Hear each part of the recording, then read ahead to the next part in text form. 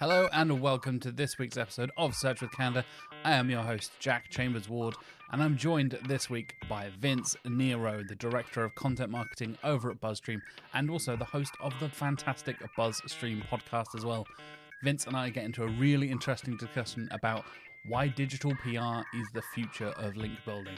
I know it's a topic we've covered a little bit in the past. I know we've done episodes with Jenny Abubabaya and also with Joe O'Reilly in the past talking about the power of digital PR, but Vince brings a really, really unique perspective coming from Buzzstream and the work that they're doing there and how basically Vince sees the industry going in the future. We're going to talk about the future of link building, the kind of link building we believe you should be doing in 2024 and into the future of 2025 and beyond. And Vince has some really, really unique insights. So stay tuned for that after a word from our sponsors. Oh, hey Ryan. You know you're not a guest on this week's show though, right? Why are you... Oh, right, it's because SEO Testing are sponsoring this week's episode. That makes sense. Well, good job you're here, actually, because I have a few questions for you. And I guess I'll kick things off with, from your experience, which tool in the SEO Testing suite is going to save our viewers and listeners the most time? I think for me, it has to be the out-of-the-box SEO testing features. I mean, when you really think about it, we've been doing SEO testing since SEO kind of became a thing. We change something on a website and monitor something else, whether it's ranking or the traffic heading to that page, which is all well and good. But the only trouble with that process is it takes a lot of time to set everything up. And once the change has been made, then it takes even more time to monitor.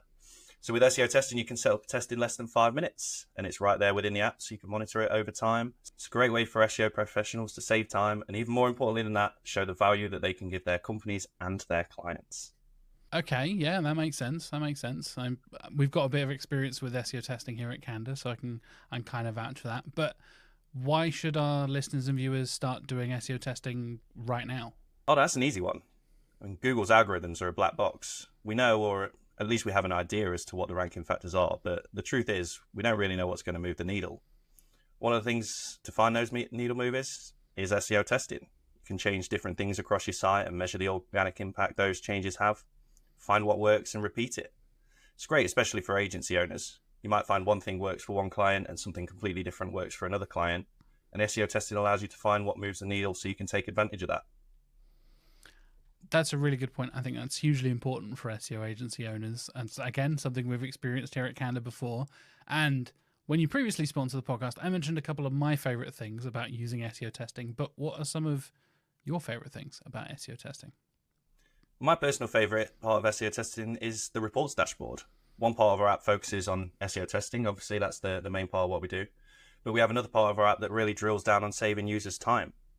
Take your website's organic search data from the Google Search Console API, and we use that data to create reports that help you find information quickly, rather than spending hours and hours and hours exporting data, creating your own spreadsheets. And just to name a few, some of my favorite reports have to be top query per page report, the brand versus non-brand report, and our set of winners and losers reports.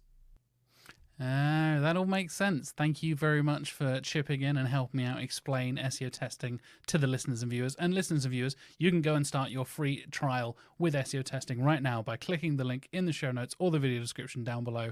A huge thank you to you, Ryan, and the rest of the SEO testing team for sponsoring us at Search with Candour. This week's episode of Search with Candour is sponsored by Search and Stuff. The inaugural Search and Stuff conference will be taking place in Antalya, Turkey on the 11th and 12th of October 2024. Search and Stuff was founded by Yama Shimshek, who, by the way, did a fantastic talk at Search Norwich a few months ago. And you can join Yama and so many other amazing SEOs and marketers in Antalya in October. Antalya is famous for its incredible waters, the blue azure waters, and breathtaking landscapes. You can get all that while engaging in digital marketing excellence with speakers, talks, and panels from around the world. Talk topics include everything from SEO and PPC to social media marketing, startup growth, and everything in between. There'll also be panel discussions covering a diverse variety of topics and industries, including e-commerce, cybersecurity, fintech, and championing women in tech as well.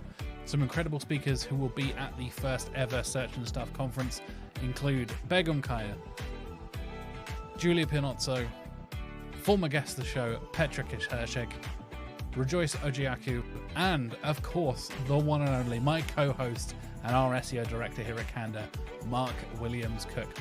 That's right, our very own Mark Williams Cook is going to be there on the 11th and 12th of October, joining an amazing lineup of speakers, as I just said, and hopefully joining you, because the amazing team behind Search and Stuff have given us an exclusive discount. You can use the code CANDA20 to get 20% off your tickets by clicking the link in the show notes or the video description down below and get 20% off your ticket prices.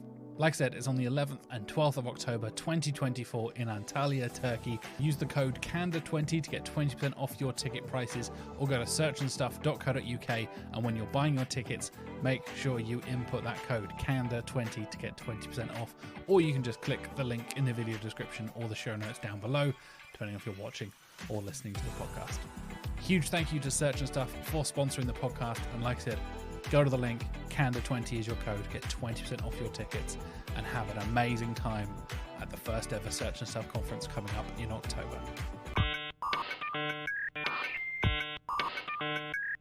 My guest for this week is the Director of Content Marketing at Buzzstream, as well as the host of the Buzzstream podcast. Welcome to the show, Vince Nero. Thanks so much, Jack. Yeah, it's interesting to be on the other side of this. Kind of refreshing. I get that feeling as well, mate. I absolutely do. I am 99 times out of 100, I will be the host rather than the guest. So I quite like it when you're able to spin it around and turn the tables on a fellow host. So yeah, a little more relaxing, I think. Exactly. Takes the pressure off a little bit, right? And I mentioned, obviously, you are the Director of Content Marketing at Buzzstream. And I think that is pretty relevant to our topic this week, because we're going to be talking about digital PR and why it's the future of link building. It's something we have discussed on the show before. We've touched on digital PR and link building a couple of times, but I think it is a particularly interesting topic post all of the recent Google updates, post all of the Google API leak stuff, which I'm sure we'll get into in a moment. But I think it's a particularly interesting topic for us to discuss now because of how much has seemingly changed over the last year, 18 months, couple of years or so, would you say? Yeah, it's been a pretty tumultuous couple, probably from like March. Granted, like the helpful content updates have been kind of rolling out since 2022, I think. But the biggest one obviously was, I think it was March, recently. But there's been a couple of other kind of major things that have just kind of pushed digital PR, at least to me, to the forefront of kind of the link building strategy. So yeah, well, I'm excited to talk about it because I've been formulating kind of this kind of thesis of where things are going, where Google wants to go, and what has been working, what hasn't been working for people. So I'm excited to get into it. Yeah, I think that's been a big kind of shift I've noticed in the industry from, talking to our digital PR team here at Canada to speaking to other people at conferences and all that kind of stuff. I've definitely noticed a shift towards digital PR and it kind of feeling like the golden kind of standard for link building at the moment in 2024. Would you say that's fair from your experience at Buzzstream? Yeah, for sure. I mean, it's funny, like I was at Search Lab in Brighton a few months ago, and I was shocked by how many people came up to us and at the booth and were just like, I don't know what digital PR is, but I know really? I got to be doing it. Like, what does Buzzstream do? So they just knew maybe they were a link building agency or they were a traditional PR agency, and they heard about digital PR and just kind of wanted to get into it. So I do still think there's a difference between the kind of US mindset versus UK mindset, digital PR. We can talk a little bit about that, but it seems like people are gravitating towards digital PR. And I mean, it started a few years back. I remember when I was still at Siege Media, there was a tweet from John Mueller of Google. I think he was responding to a Rise at 7 tweet maybe about digital PR. And he was basically like, I like a lot of the things I see out of digital PR. Some of it's putting like link building in a better light. He said something about that, which I thought was interesting. Like, it's not, there's some spammy aspects to it, but like the digital PR link builders are actually doing it the right way. So then all of a sudden it was like there was this influx of like, digital PR. When I was with Siege, customers were asking about digital PR. We were, scrambling to put out content around digital PR. I remember doing a podcast episode real quickly. Like, we got to write a blog post about it. So, yeah, it's been around, but I think more recently, like you said, with the Google leak, with helpful content update, even Google has put out some like email spam, anti-spam requirements. All this stuff is just kind of, to me, focusing digital PR as kind of the best way to get the types of links and to present your company and site in the best light to get noticed. Yeah, I think there's an interesting, like, bringing up the tweet from John Mueller there. Like, it feels to me, and again, I'm not a person who has particularly built many links in his SEO career. I've mostly been doing the content and technical side of things. But to me, it feels almost like a legitimizing version, the legitimate version of link building. Because like you said, link building had such a bad reputation for so much spam and so much black hat practices and all that kind of stuff over the last couple of decades. It feels almost like a combination of the traditional kind of journalism and PR that so many more people are aware of and comfortable with. Exactly as you were saying, they're like, oh, I'm kind of aware of what PR and journalism and publications are, but what is digital PR? It feels to me like it's bringing together kind of the traditional side of things, that is that legitimizing side of things, and then the digital side of things where you can see the benefits from an SEO perspective, right? Yeah, I mean, there are so many benefits. I think right now, it was interesting. I actually had was talking to Rand Fishkin on our podcast about digital PR. And I mentioned, I think the overall goal for most people when you talk about digital PR is backlinks.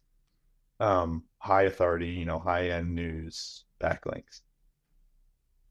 Brand awareness obviously is important, direct traffic, like that sort of, some can lead to revenue, but when you talk to most agencies, like they may tout that as like a secondary benefit, but like what the customers want out of digital PR when they're hiring an agency to do it is backlinks. And Rand was like, why? Like brand should be so much more important. And I'm kind of shifting my thinking. I mean, obviously backlinks are important, but with the other thing we didn't talk about was AI overviews and like how they are upending the industry. I do think there is going to be this focus on kind of putting your brand out there as much as possible. And, like digital PR obviously is like the best way to do that because you're getting your brand out there on highly visible websites. That's at least, the way that I look at digital PR. It's like you want to get relevant websites. They should be high exposure.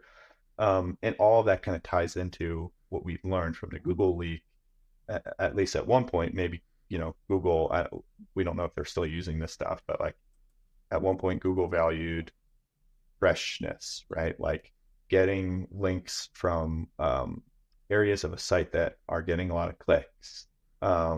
They valued high authority, websites. So like all that to me is those high-end news sites. There's a flip side of it, I think, too, and this is another thing that I'm trying to like push a lot in our blog and our podcast is how important the relevancy thing is. So like, I think a lot of digital PRs will maybe stray a little too far from center when it comes to getting links, and it can be tough. Like you say you have a car rental site or something. It's like, making content about car rentals that after a while you can exhaust everything that's like right in the middle lane, right? So like, you have to start expanding, but you have to just be careful about it. James Brockbank was on our podcast, and I thought he had a really good quote, about this or thought process about this. It was just like, if your brand isn't if you're not prepared to be an expert, like interviewed by one of these high-end news sites, like then you're probably not relevant enough, right?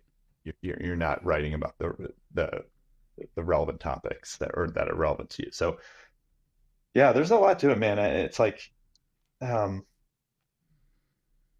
the other thing that I think I get to, I know I'm kind of answering your question in a million ways here, is people have talked about, is digital PR the next to get spammed, right? Like manipulated in the same way that you talked about, black hat, like link building. I'm sure a lot of link building started out white hat, and there are still definitely ways to do it, right? But as soon as kind of the hive gets a hold of it, there's potentially a way to start manipulating it. I don't know if that's going to happen outright with digital PR. And I think it's going to be a lot harder to, but I think that's the reason that you see a lot of these old-fashioned link building techniques just going away. It's just because people are trying to exploit them to death. Yeah, I think something funny enough, I was talking to one of our digital PR specialists here, Floor. She was talking about how you can do like good directory link building, right? And it was the difference there, as you were saying, between how I see a lot of what digital PR does and a lot of the more spammy link building side of things, is that essentially the quality filter, the editorialization of a lot of these publications, they don't just accept every single crap piece of content that people send to them. These journalists are dealing with hundreds and hundreds of emails basically every day, and they need to filter through to the good stuff. So not only have you got to stand out, but I think there is a almost natural filter there for a lot of the spammy stuff where, again, I'm coming back around to that phrase of like it feeling more legitimate, but I think that's where digital PR kind of stands out for me as a version where it feels less easy to manipulate, because you've literally got humans on the other end of it, the journalists, the publishers, saying, actually, no, I don't want to publish that. And the phrase earned media is used in link building for a reason, because you've really got to work hard sometimes. You've got to prove that you are the expert, and you've got to get there first, and you've got to prove that you're an authority. Like you said, be open to being interviewed about stuff and not just be like, here's my content, off it goes, and just worry about it later. You've really got to put in the effort sometimes to prove that you are the thing that people should be linking to and people should be referencing. Otherwise, why wouldn't they just reference your competitor who is willing to have an interview and is willing to prove themselves an expert, right? Yeah, I love that. I love the thought of, it is truly earned. You got to work hard for it. And I don't like writing that, like that's one of my things in like the blog, obviously like you want it to sound accessible, but like building links is to do it right, and to build the ones that are valuable. It's going to take a little work and a little grit and hustle. Like, that's the other thing that I'm seeing and I'm trying to kind of put out there on the blog too, is I've been analyzing a lot of these kind of more traditional link building techniques, right? And so right now I feel like outside of digital PR, kind of like the content driven link building, there's guest post outreach, right? And then there's link exchanges. And what we saw with helpful content update, or what I've seen, what basically happens is 2-3 times a day I'll get pitched some guest post spreadsheet where it has, like a million whatever websites that are open to your guest posts, right? And obviously to me that's like 100% exploiting the guest post thing, right? Like that's not what guest posting was supposed to be. And so I will go in there. Usually it has the website name, the DR, the DA, the cost, the amount of traffic these sites get. And you start going through them and analyzing them with Ahrefs, and you'll see either in May of 2024 or prior to that, like August and some of these other helpful content updates, the traffic is, for those listening, it's up or steady, and then all of a sudden it drops, like immediately you can see. So I think for all the bad things that Google is doing right now, and they're not getting right, like I think they are at least doing some good there, and in kind of weeding out some of these manipulative sites. And that kind of stuff just gets me mad, because I know that there's people out there that don't know enough about SEO, and they just see, they take these spreadsheets or these metrics at their word, and they don't have the ability or the time to go in and see, oh, this site is dropping. It's got a DR 80, but like that there's zero traffic right now, and maybe the DR hasn't caught up. I mean, obviously, like DR metrics, like that kind of stuff, should always be taken with a grain of salt. But again, like people don't know that. So yeah, I am seeing a lot of these old school tactics just kind of falling out, and I think as well, like there's a new filter that Ahrefs has that I really like, that they implemented a few months back, called best links. And basically you can set, a DR limit and a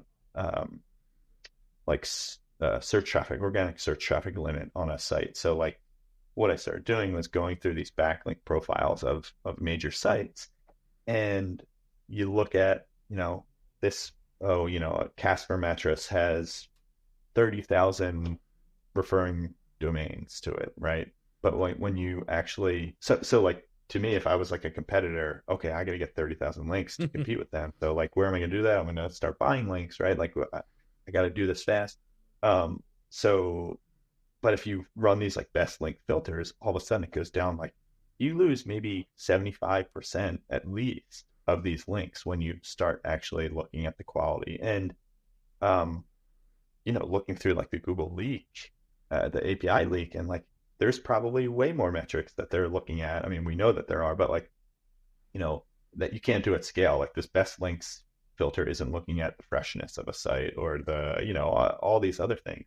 So I think there is just this mindset that like quantity is better than quality, right? And that's another thing I'm trying to push, is just that, the further away we can get from this, like, the Fiverr links that you can buy 200 for $20 or something. It's like the more, like one link from a high-end news site might move the needle way more than 50 links from these lower quality sites. And that, again, to me, is what the value that digital PR can bring, right? Yeah. So there's just this mindset, and I think just a lot of education that has to go around, like stuff like cost per link, which I hate. Links I think are much more valuable these days. It's not, maybe used to be like $500 got you a quality link, right? But now I think it's upwards to $2,000, $2,500, maybe $3,000, US dollars to get a quality link. And I'm not saying like you would pay that. I'm saying like, you pay an agency or you invest that money in a piece of content or your team. And that's kind of what you're looking at in terms of return on investment. Yeah, definitely. I had a really interesting conversation with somebody a few years ago when I was first kind of dipping my toes in link building and stuff like that. And we were doing some digital PR, and they had worked previously. Well, like, I'd worked for this, I think it was like a gambling, in-house at a gambling company. And they were like, we would have just bought these links and just thrown money at it. It's like, that link would have cost £10,000. That link would have cost £5,000. And they were just like, very roughly, obviously, estimating all, but just putting like monetary value on links. And it kind of completely shifted my perspective of, like you said, digital PR kind of stuff, where you can get so far with that kind of stuff, and understanding like, oh yeah, a really high quality link from a high authority, high traffic site is going to cost you a lot of money to do that. And like you said, there is a legitimate way of doing that without literally paying for it through agencies who then create the content for you and all that kind of stuff. But to turn that on its head for the digital PR side of things, I see it as a lot of the links that money can't buy, essentially, where chances are you're not going to be able to just like cold pitch The Guardian or cold pitch the BBC or, other big publications here in the UK, or try and bribe a journalist at The Guardian with a £10,000 check or whatever it is and just be like, hey, can I get a link to my client on your new article? Like, nobody really does that. Maybe I'm being naive. Maybe that is there. But for me, that's how I see a lot of digital PR stuff, is when you're getting those links from highly relevant, highly topical, and then again, high authority, high traffic sites like The Guardian, like BuzzFeed, all this kind of like big authoritative news sites and stuff like that. You can get stuff that you literally couldn't buy by doing the dodgy practices of the past. Yeah, yeah. And I don't know like the future of publications, like, because some of the things that I do see, which is concerning, is like, occasionally, um, I think what happens is people that work in-house at some of these sites are essentially kind of monetizing things on like the side, right? So like, um, maybe you work at a SaaS company or whatever, and you want to make a couple extra bucks, like you will kind of enter in these partnerships that are kind of off the books, right? Like where you're going to insert a link into a post, you get paid a couple $100, and you know, the site at large is none the wiser, but so I worry about that for publications, journalists, who are underpaid, overworked. It's like, is that the way that this starts to go, kind of sideways? But hopefully that's not the case. And, it's me thinking. We'll live in a little optimistic bubble for now. Let's hope and pray that we can live in that little optimistic bubble. Otherwise, it's all just despair from here on. Yeah. I mean, but again, so like, what to safeguard that kind of stuff too, like it just becomes, even if somebody is paying for a link or sorry, even if someone who's a journalist at BBC or something, like let's take worst case scenario, they are paying someone or getting paid to place some news article right on the BBC, or a link on the BBC, like you can still combat that with great content. I am 100%. I know that like everybody hates that, like when Google says stuff like that, like just make great content. But like really, truly, like if you have something cool and interesting to say and to do, like if your product is cool, your brand is cool, and you like it will cut through the noise. If you do the work, like you said, it's earned. You got to earn it, but like there's ways to do it. I have no doubt about that. So the cream always rises to the top, right? Like even if there are people paying replacements, I think you can still get through it if you are creative enough and really doing the work, the hard work to put together great content. I think it's doable. Yeah, I totally agree with you that it's almost a pastiche now, right? Of the just make great content from Google. It's like, yeah, sure, you make it sound so easy. It's not that easy. But I think you're totally right. When you put in the work, especially, and here we go, folks. Here's the buzzword. Everybody drink. When you're thinking about the era of AI and AI content that we're in at the moment, where people can create content incredibly quickly, so much faster than you can, sitting down and coming up with an original idea and ideation sessions and all this kind of stuff. And when you can just kind of chuck a few things into ChatGPT or Gemini or Copilot or whatever it is and generate ideas in seconds, the way you stand out from a lot of that stuff is coming back around to that age-old phrase from Google. I think when you're creating stuff for people and it's going to be actually helpful to those people and it's actually interesting, useful, helpful information that provides value to the reader. This all sounds incredibly cliche, but I think it is as true now in 2024 as it was 20 years ago, right? And I think that's where you cut through a lot of the rubbish that is being churned out right now. I know a couple of people were calling out, I think it was the Sun or the Mirror here in the UK, for using like AI generated articles, and it was just straight up getting stuff wrong. And again, I don't endorse either of those publications. They are tabloid pieces of crap here in the UK, but they're high authority links. It's in theory that gets loads and loads of traffic. They're some of the most visited sites here in the UK, but you can get away with some of that stuff. But I think you're totally right. when it comes back around to what you're talking about earlier with the relevancy side of things and the topical relevancy, for me, that can be the game changer, right? Between, sure, you got featured on the Sun or the Mirror or whatever, but like, how many of the readers of that publication are going to care about your dental brand or your florists or whatever it is, like whatever your client is or whatever the site you're working on is? That topical relevancy, I think, is hugely important and is massively underestimated. Like you said, when people just focus on, oh, it's DR90, therefore it's good, or it's this or whatever. It's got 3 million clicks, therefore it's good. The quality of those clicks and the chance of conversion to your site can vary massively depending on how relevant it is to you and your client, right? Yeah, and I think at one point, it didn't matter. Like it Exactly, was this, yeah. like, but I think it's just becoming more and more applicable. And like outside of just the link value, you know, again, like if you're thinking about your brand, why would you be spending? It's like if you're advertising, right? Like, why would you be spending time investing in, if you were a beauty company or something, like, why would you be spending your time investing in like advertising on like a dog website, a pet care website or something, right? Like, probably a bad example, but like, you want to get in front of the people who eventually will become customers, right? So like, the more of that stuff can be aligned and from the content side, like it just makes everything that much better. And I want to hit something too, Jack, like before we move on from the AI thing, because I think, like we talk about, like, just make great content and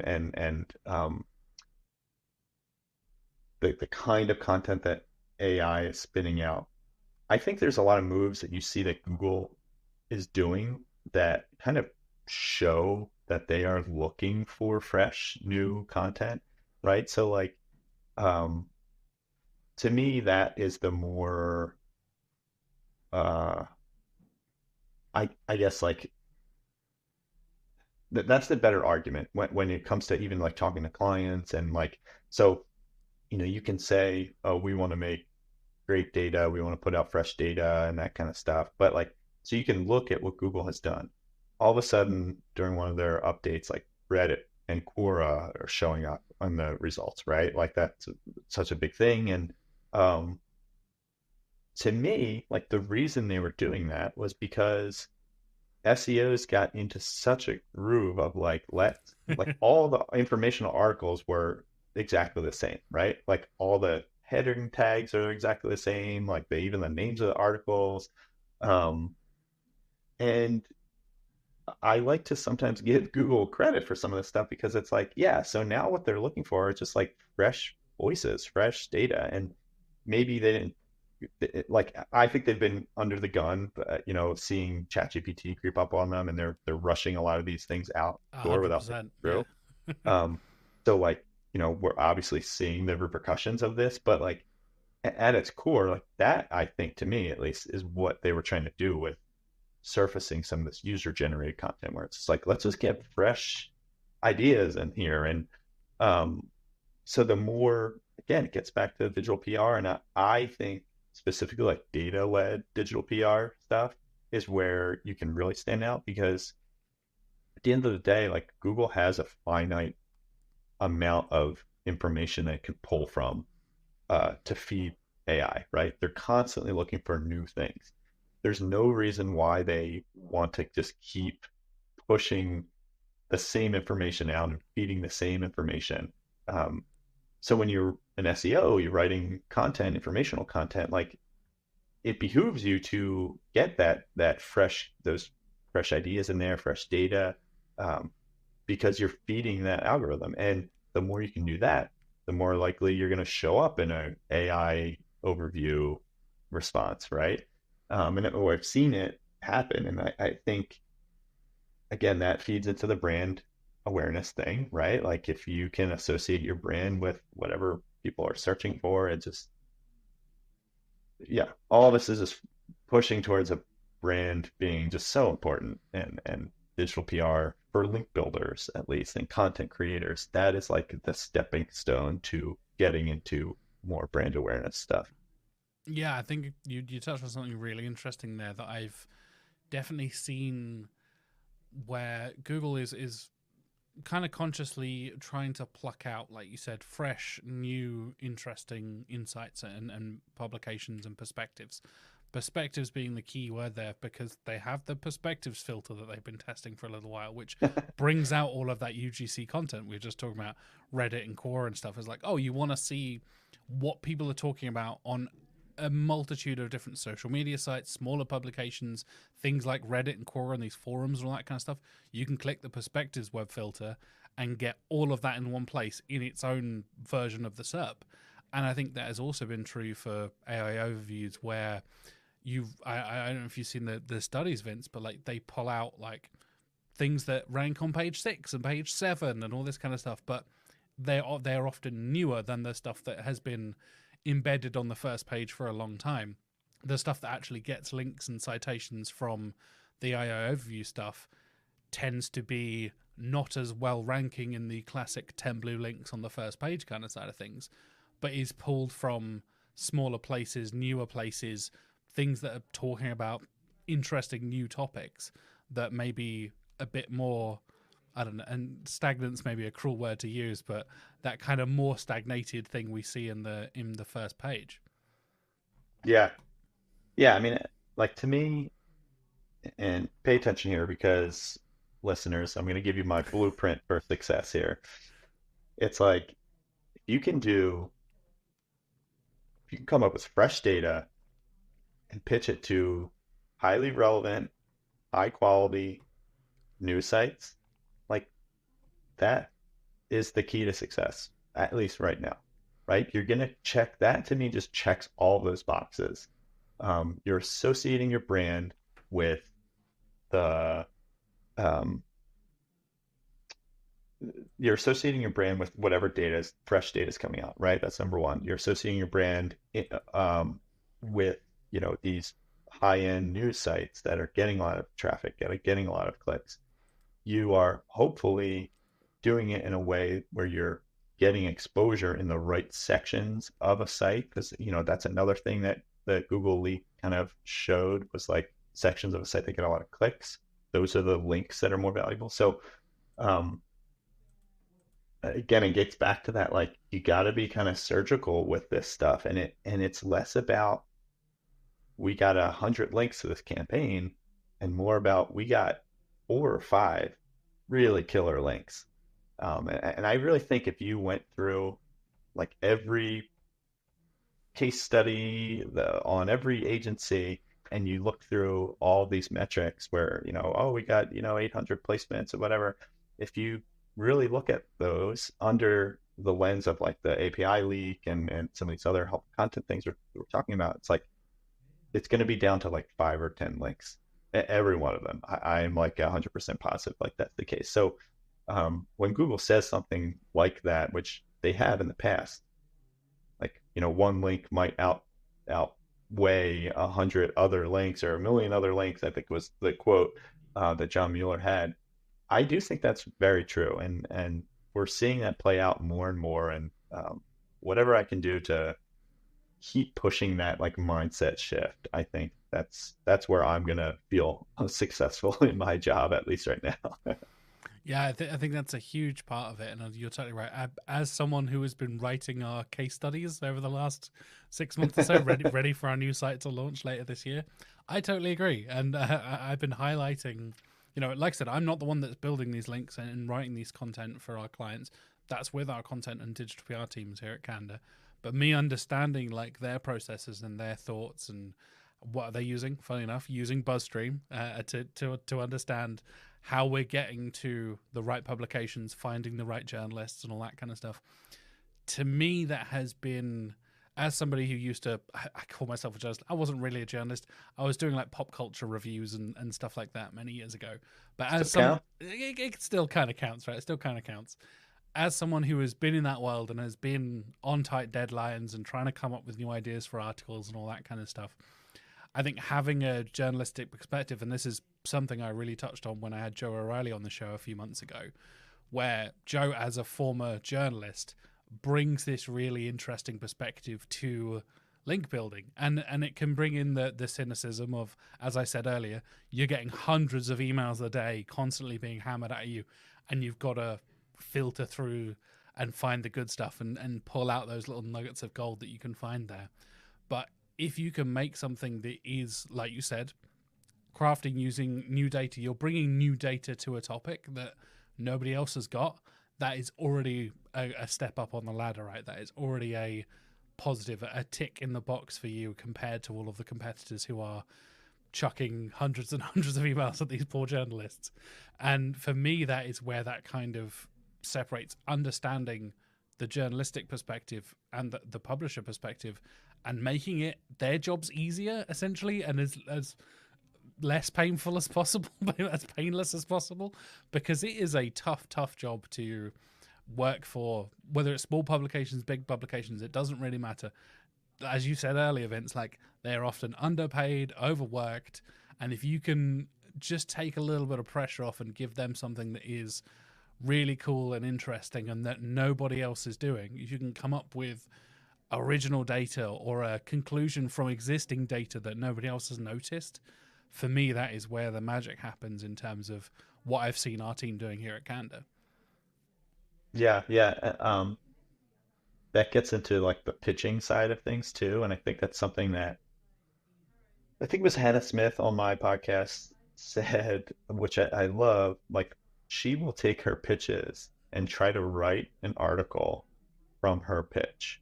Oh, So, interesting. like, Yeah. am I giving enough information for the journalist to just, cut and paste or, turn this into a bit? And that's the way she kind of finds those holes in her pitch. And I think that's something that just like isn't, again, maybe it's just this idea of like, we got to scale this. We got to get as many links as possible, blah, blah. And you lose that touch. But like, to me, I think the hard work comes in the pitch process a lot of times, especially for these big data studies. And again, we've seen that with tying back to something I said at the beginning, like Google's anti-spam email practices is like Google and Yahoo. I think it was February or March 2024. And essentially it was just, for people that don't know, it's like they call like bulk senders, right? Yeah. Of people that send over 5,000 emails to personal email addresses within a 24-hour period. They are under heavy scrutiny, essentially. And so what that tells me is just like, yeah, you got to get more surgical to keep going back to that term. It's like it's okay to spend more time personalizing an email for a journalist if it's going to cut through the noise, and like you said, Jack, like, just make it as easy as possible for them to cut and paste and make an article. You got to help them out. There are people on the other end of this. It's like it is a two-way street, right? Like, you got to provide some value. It can't just be asking for a link and giving them nothing in return. Yeah, absolutely. I think that is so key to that relationship, understanding that it is a two-way street and it is a relationship, that you're giving them value by providing them content, and you're not just chucking random stuff that you've put no thought and effort into. You're actually doing something good and writing something good and providing something that is useful. Again, coming back around to the old Google thing of like, it's going to bring value to their listeners, going to be helpful to their readers, viewers, whoever it's going to be. Like, there's an element there where you have to know the audience of those publications. You have to know the audience for those journalists and stuff like that. And again, for me, that was kind of a big like light bulb moment of like, oh yeah, obviously you want to get covered in the right things that are relevant to you. And like you said, you can get these big high authority links and all this kind of stuff. That's fine. But actually getting something that is super relevant and could be like the industry leading thing in your particular niche can be way much more valuable in terms of traffic, in terms of revenue and conversions and all that kind of stuff, than getting featured in the BBC or the Mail or the Mirror or whatever it is. Because a million people are going to read. I don't know how many times I've ever clicked on a link from a BBC article. Like, I'm trying to think from like first-hand experience right now. I will see like, oh, cool, that's where that data's come from. next article. Like, I'm not going to be clicking through every single thing. But if I know it's a really hyper-specific thing, and I know, again, coming back round to all the AI stuff, like, if I know that a human has written this and a human has contributed this, we're like, oh, okay, this is really relevant to me and my interests. We had a great example of this, and I won't name names to name particular journalists or publications and stuff, but we sent off a data-driven pitch, I want to say a couple of months ago now, and they liked it so much as like, can we please have first dibs on anything else you do within this niche going forward? And I was just like, yes, please. That sounds good. That is that relationship, right? That is that. Yeah. You're building that relationship. You prove yourself to be reliable. And again, this is my experience from being a quote unquote journalist about 10 years ago, was that element of like, I know, Vince is going to write good stuff and he's going to deliver quality content. So I'm going to, put a filter on my inbox. So like, oh, brilliant. I've got another email from Vince. Thank God. I've been waiting for him.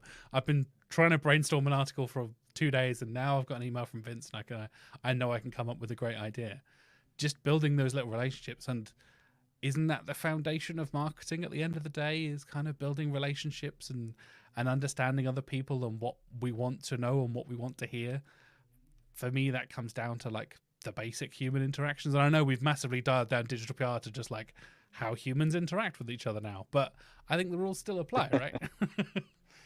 Yeah, I mean, you touched on a couple things. Like, I think that's where like the crossover between traditional PR and digital PR, I think, comes to play there, and it's something that we have to get back to. I think is like, it's okay to spend. I mean, I just said this too. It's like, it's okay to spend a lot of your time like developing a relationship with someone and personalizing email. For a journalist that is highly relevant, like you said, like it might not be BBC or something, but like if you're in construction and there's a construction industry news site, like that to me is the gold standard. It doesn't need to be in the New York Times. So yeah, like spending that time to identify those specific sites, identify the journalists who are at those sites, building relationships with them. And something that probably gets overlooked sometimes, I don't know, depending on who you talk to, but like working backwards from what those sites talk about, right? So like, say you did want to get a link from that construction news site, like really understanding the types of things that they share, rather than doing it the other way where it's like, I created this post about construction and now I'm going to pitch it to every construction journalist out there. It's like, no, you can kind of start with the pitch in mind, right? And like who you're going to pitch it to. I think that really helps fill in a lot of the blanks and set your piece up for success rather than, hoping that you're going to get it right. 100%. Yeah, I think that's something a lot of people underestimate, is even within a particular publication, like you said, taking the construction example, there are a million different types of construction, and as somebody who has never worked in construction, I don't know anything about that stuff, but the people who are writing about it and the people who are publishing stuff probably do. And not only that, the readers are going to want to know that you know what you're talking about as well. So understanding what is relevant, what is trending, if you suddenly pitch something with some massively outdated phrase of like, oh, this particular, I'm going to make things up, this particular type of concrete that nobody uses and hasn't used for 20 years, but I quickly Googled something and found it and was like, oh, that'll do. You're going to quickly notice that, like, oh yeah, you don't actually know what you're talking about. Like you don't get through that quality filter we've been talking about, right?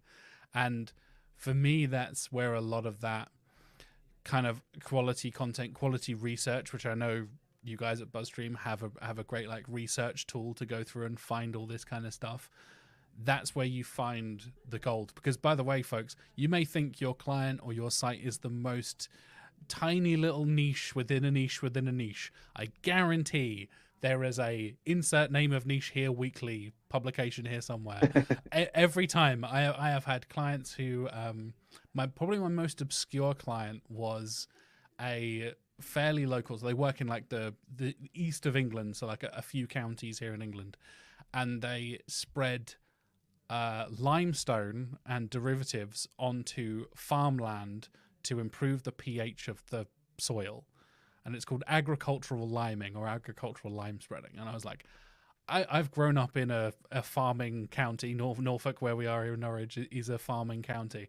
I have never heard of this stuff. And I was like, okay, fine. What kind of things are we looking at? And there was like Agricultural Lime Monthly, agriculturalliming.co.uk. And I'm like, of course there is. Of course there is. Coming back down to like Reddit and Quora as well. I'm sure there's probably some subreddit that is all about agricultural lime and stuff, right?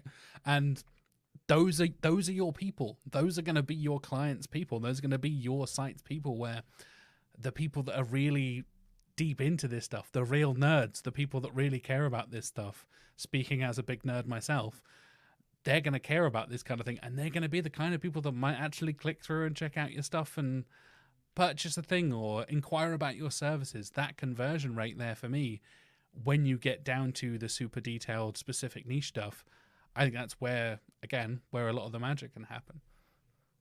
Yeah, I mean, at the end of the day, like that's even if your KPIs as an agency or a link builder or whatever are links, like even if you're generating 100 links a month and traffic is going up, if conversions are not going up, you're ultimately not gonna keep your job, right? Like there's some disconnect there, and yeah, like that's that again is I think a pitfall of this industry that is so focused on cost per link and quantity and these kind of vanity metrics. It's yeah. So I wanted to say one other thing, because you brought up a good point about like I think this is a Seth Godin thing, this like idea of like tribes. I think it was Seth Godin. That is a Of Seth like, Godin thing, yeah. yeah, like finding, the people that are going to help kind of promote your website, your brand, your product, whatever. Yeah, I think that's totally true in digital PR space too. Like if you can kind of put on your traditional marketing hat, your basic, like, okay, we got to get this in front of the right people. Like that's what's going to have the most impact. So yeah, it's this. Sometimes I think it just takes taking a step back. You get, especially in an agency, like I get it. I've been there. It's like you have link goals you got to hit. So it's easy to kind of step too far out of the realm of relevancy just to hit some of those goals. But you're gonna do more harm than good at the end of the day. We try to the other day. Steven and I here at Buzzstream, we were playing this game. The talking about being a nerd. This is like the nerdiest SEO game ever. It was like we're like, all right, how far or how it was like how far away can you get from your site, your brand? Like if you're coming up with content, it's like, okay, construction.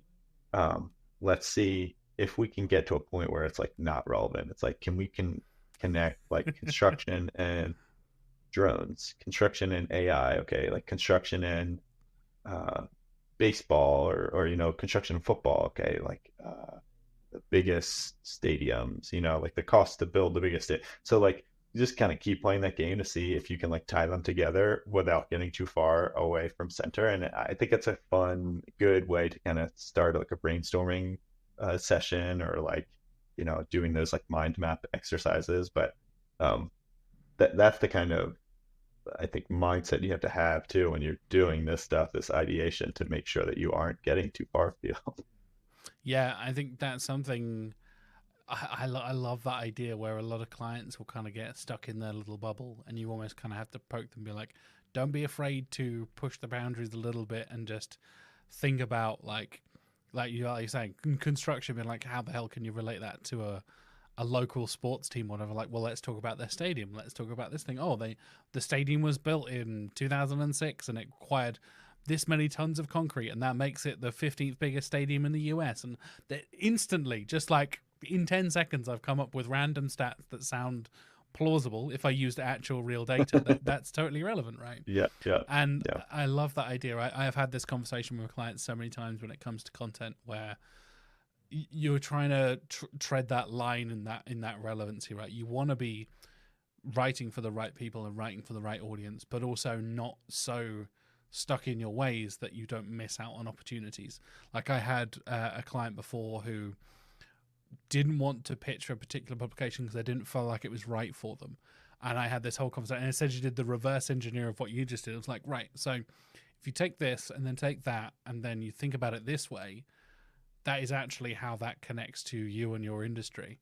And I remember kind of me realizing that in the reverse kind of way, where I can't remember what specific site it was. I would give them a shout out if I could. I might search for it and put it in the show notes if I can remember it. But somebody was talking about the relative size of Super Mario characters and the different the height differences between like the main Nintendo characters and all that kind of stuff. And I looked at it, and it was like a shoe sales thing, and I'm like, are you talking about the shoe sizes of Nintendo characters? Like, wait, what? And I was like, yeah, because Mario's iconic like jump with his little boots on and stuff. And I was like, that is a real like sneaker. And they got like covered in a bunch of really nerdy like IGN and all the big like nerd publications and stuff. And I'm like, that's a really clever way of doing it. That is thinking well outside of your niche. And apparently that campaign did really, really well for them. And that was kind of an eye-opening thing for me, where I think you got to really balance that relevancy of like, how many readers of IGN are actually going to go and buy shoes from this company? But if you can then tie it into like, hey, by the way, we have a sale or a product range or a service that is related to that thing of like, we sell, again, I'm making this up, brown boots that look like Mario and Luigi's boots. You're like, there you go. You want to do a Halloween costume for Mario and Luigi? Here's the right kind of boots that little Italian plumbers would wear. That kind of thing, right? I want to go make that content now. Right? I can't remember if I've made that up or not. There was definitely something like that. It was definitely Mario related because that's what stood out to me. But I remember it was something that's so like 6 degrees removed from that. And I was like, oh, wow. Yeah. Well, they've really like managed to connect those dots and make the connection. I'm kind of impressed. Yeah. It's like asking that, like, okay, what next, right? Like, what do I do with this information? It's like, all right, well, it got me in the mindset of buying shoes. So maybe I'll buy some shoes. Exactly.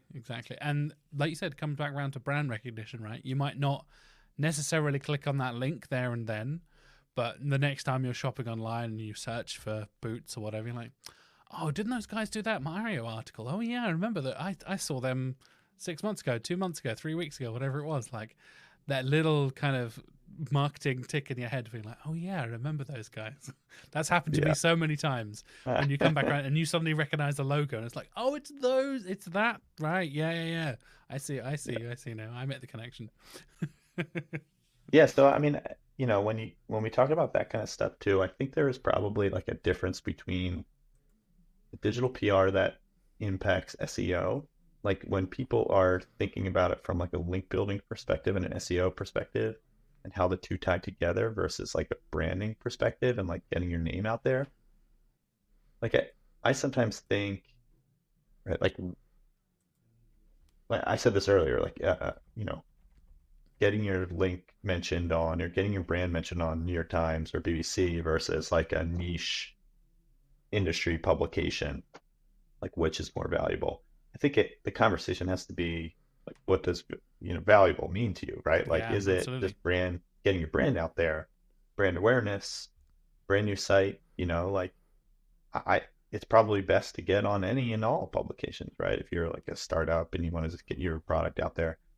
So try all those super creative ones. But like if you're trying to get links to help a specific page rank, then it becomes maybe a different story, right? Like those links from New York Times and from IGN aren't necessarily going to move the needle for your landing page about boot sale, boots, like buying brown boots, but they are going to get your brand notice, which can eventually get that out. So comes down to goals, I think, too, is another important thing, and maybe that's where some of this gets confused for some people is that like, where are we starting? What are the goals? What are we trying to achieve with the digital PR campaign?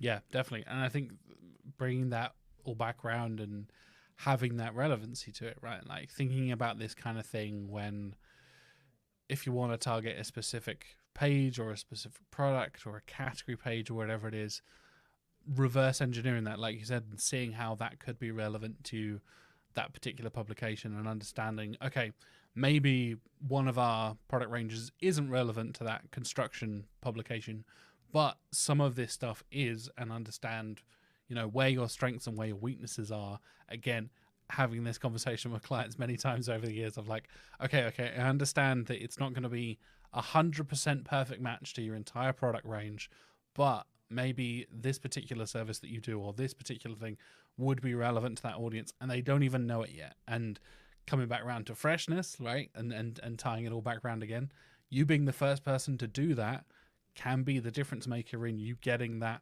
article actually written and being ignored and left with a boring pitch in someone's inbox. Yeah. Yeah, that's so true.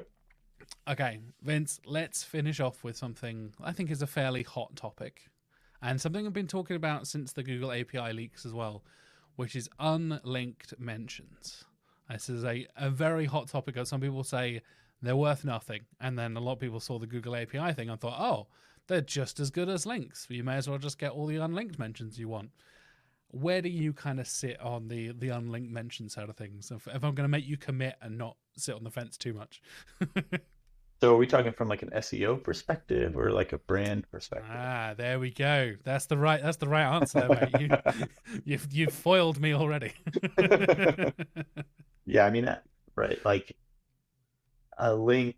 I mean, they kind of said the same thing about like no follow links, right? Like, it supposedly they are just a hint to Google, and like they may actually matter, but maybe not as much. So yeah, I think um, a linked mention is inherently more valuable for both SEO and brand, right?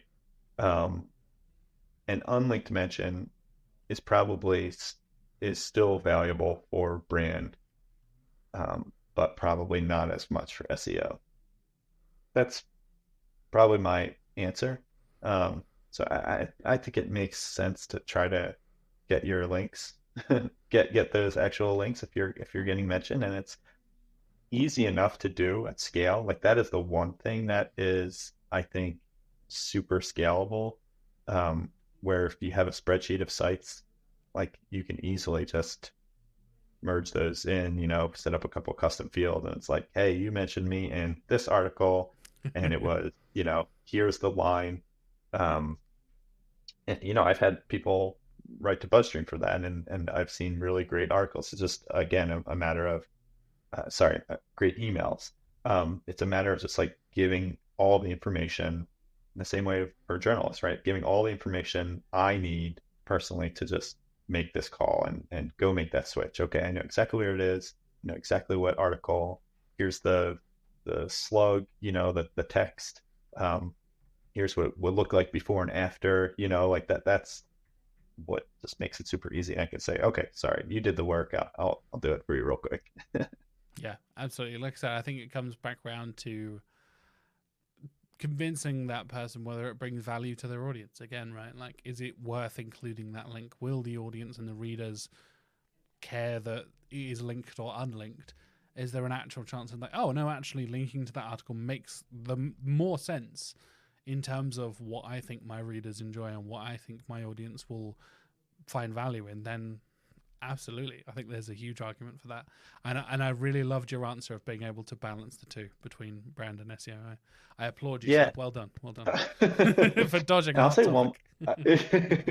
I'll say one more thing too, and this is something I learned at Siege, and was like we used to put a lot of effort into like site design and like really raising the profile of a website. And I think that is something that journalists may take into consideration. I mean, you might have some personal insight into this. It's like the website looks like crap. Like I might not be as apt to link to it just because I'm like, um, whereas if it's really good and it looks presentable and that they've done their work to design, everything, updated design and that sort of thing. Like I think that can go a long way towards getting you an actual link because journalists feel a little more comfortable and confident linking out to this. Funnily enough, I had the exact opposite experience of that, where somebody here at Canada was showing me.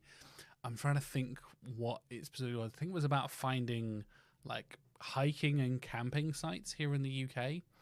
And one of the top websites, one of the biggest, most linked to, highest traffic directories about various campsites around the UK, looks like it was built in 1996.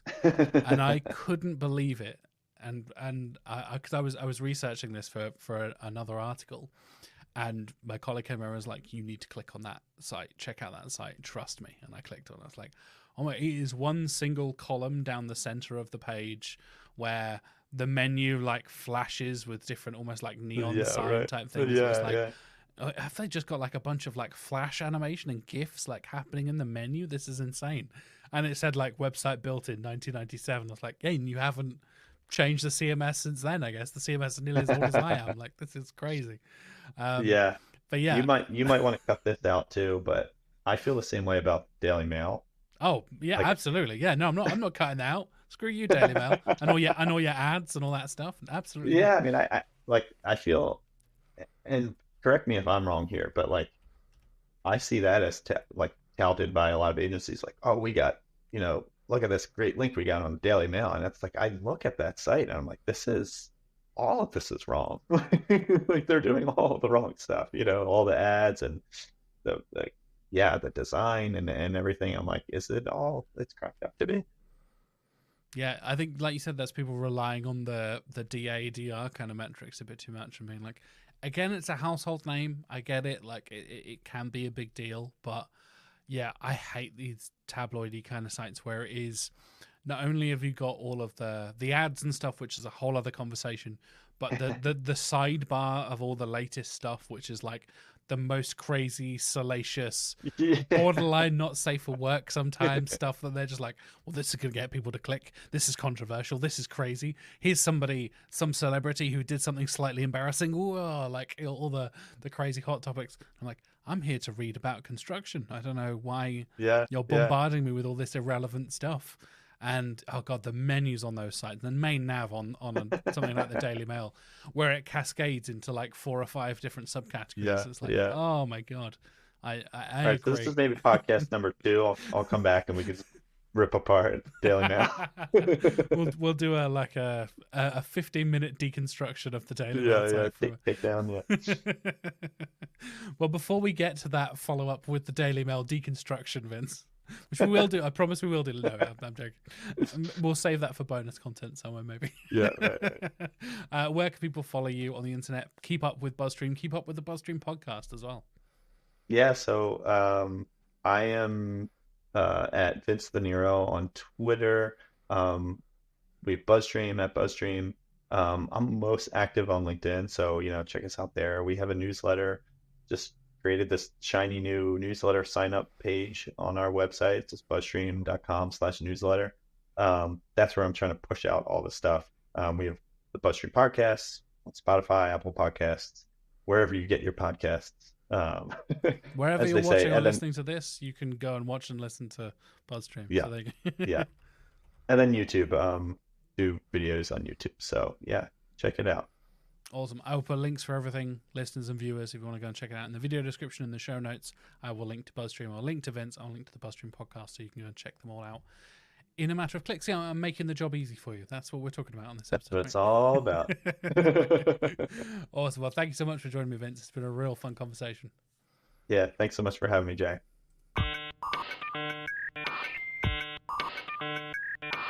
And that's another episode of Search with Candor in the books. And it's official. I have hosted more episodes of this show than Mark Williams Cook. I know, crazy, right? It's now 132 episodes for me versus Mark's 131. And sure, the format has changed. Everything's a little bit different now in season 3, but between season 2 and season 3, I'm now on 132 episodes of this podcast, which blows my mind. If you've been here from day one since Mark launched all the way back 5-6 years ago, whatever it was, thank you so much for joining us along throughout the journey. If you're only joining us in season 3 and you're a brand new listener or viewer, hello and welcome. Come and join us. Please subscribe, like all the usual YouTube stuff and Spotify stuff, and review us on Spotify and all that kind of thing. It really, really helps spread the word of Search with Candour and get the podcast out there to people who want to learn more about SEO and digital marketing and all that good stuff. Of course, a huge thank you to this week's sponsors, and a huge thank you to you for watching or listening. Like I said, even if you started from day one, or this is day one for you and this is the first episode you've ever listened to or watched, I hugely appreciate your support. Next week's guest is Patrick from Sitebulb. That's right, Patrick Hathaway making his return to the show, and we're talking all about a really, really interesting study that the team over at Sitebulb have been doing that will be launching at the exact time of next week's episode on the 5th of August. I know I'm doing a lot of teasing here. I'm not giving any details away. I am not allowed to give any details away. But like I said, it is a very, very exciting podcast, very interesting episode, and I love Patrick. It was great to have him back on the show more than 4 years after he was originally on with Mark way back in the day, and we got to talk all about JavaScript in SEO. It's a very, very interesting topic, and how much it has changed, how the industry stands now with JavaScript, and how we kind of all feel about the state of JavaScript and the web as a whole as well. It's a really, really interesting conversation, and like I said, Sitebulb will have some fantastic data, so you've got all that to look forward to in next week's episode coming out on the 5th of August. So stay tuned for that, and in the meantime, have a lovely week, and I'll see you next week.